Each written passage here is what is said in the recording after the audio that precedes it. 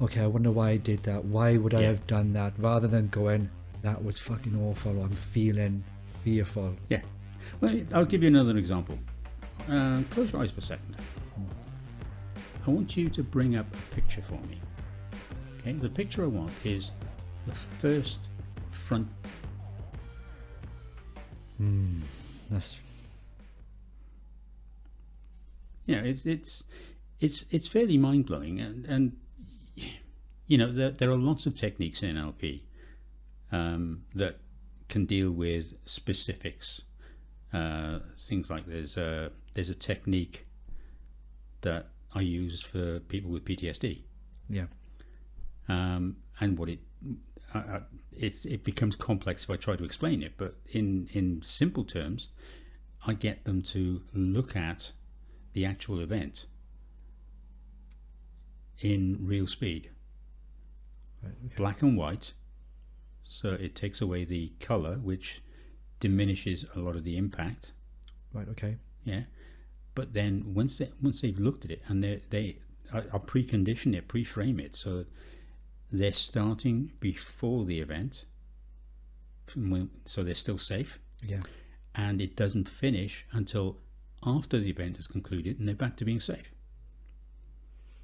So you pre-frame it, get them to run through it in black and white, then clear the screen and get them then to run it backwards, but now in color and at multiple times the speed.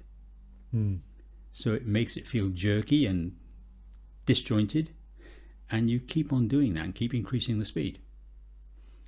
And basically what that does is it undoes all of its connections with reality.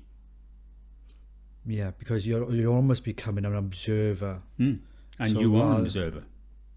So rather than being the star in the action film, it's like then going, I'm going to put that on, I was going to say Netflix or a streaming platform, for instance. Yeah. And rather than just being in it, you're actually observing it watching from a it. different lens. So there's not a Yeah. disassociative perspective, but you don't have the same feelings towards it because you're looking at it going, okay, I wonder why I did that. Why would I Yeah. have done that? Rather than going, that was fucking awful, or I'm feeling fearful. Yeah. Well, I'll give you another example. Close your eyes for a second. I want you to bring up a picture for me. Okay, the picture I want is the first front door you can remember. Bring it up now. Yeah. Right. Now I want you to tell me how old you are looking at that picture. But 8. Right.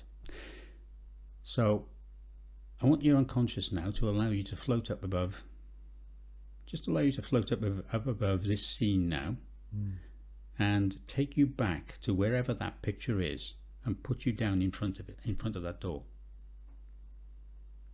Okay. Now I want you to notice something.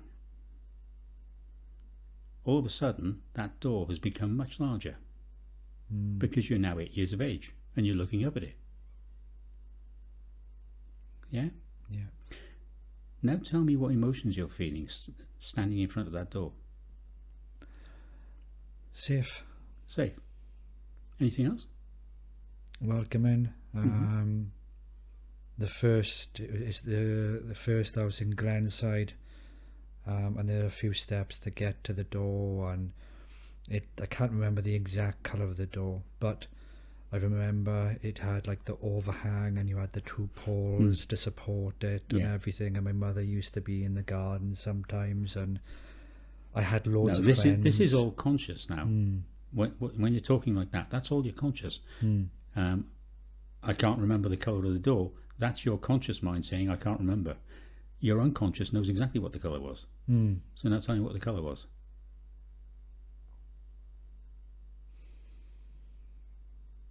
What's the first colour that came into your mind? The first colour was green. I don't remember, but I'm colourblind, so it could have been a green or a brown. Yeah. But I definitely know, yeah. The first colour that came to your mind is green. And that will have been what your unconscious told you.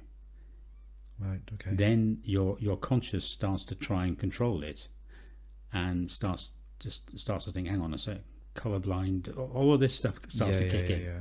Right? So now, thinking of the emotions that you're feeling, standing in front of it, I want you to think about bonfire. You know, the closer you get to a bonfire, the more you feel the heat. Yeah. The further away you are, the less you feel it, until you get far enough away and you can't feel it at all. Now, these emotions act the same way. So what I want you to do is slowly allow yourself to rise up above that image of that front door and tell me when you can't feel those emotions anymore. No. Okay, so you're looking down on the door, but the emotions aren't there anymore because you're far enough away for them not to have an impact on you. Open your eyes. Okay, I can adjust to the light for a second. Yeah? Do you see what I've just done? That's brought out an image from your unconscious. Now, this wasn't pre-planned, was it? No. That was just random. Your unconscious is the gatekeeper to all those memories. And you didn't know it had that image in there because nobody's ever asked you about it. No, and it's one of those things I even say to my mother and my sister is that I don't remember much of my childhood or past. I remember like the things that they've instilled in me and what have you, but my sister's got a fantastic memory, and she can recall stuff. Remember this, remember that. I'm just like, boo. Yeah. No, and it's always not plagued me, but I've always wondered, am I just bloody forgetful? No, you're not. It's It's still there. It's just still that there. Yeah. I've trained myself to switch off. Yeah, more than you just switched it off. Yeah. Or your unconscious has. Yes, I do have a nasty habit of switching off regularly. Yeah. It is. And whether that might indeed be a coping mechanism. It could well be. It is, because it's one of the things that I've never understood why I can do it so well. And it's also become a problem because it affects my memory. Because I know that I switch off, I then go, well, there's always going to be someone that's going to remind me. So if it's that important, they'll tell me again, and I'll remember it. But if they don't, I'm crap. Well, the thing is, that's your perception. The reality is, you have a perfect memory. Yeah. We all do.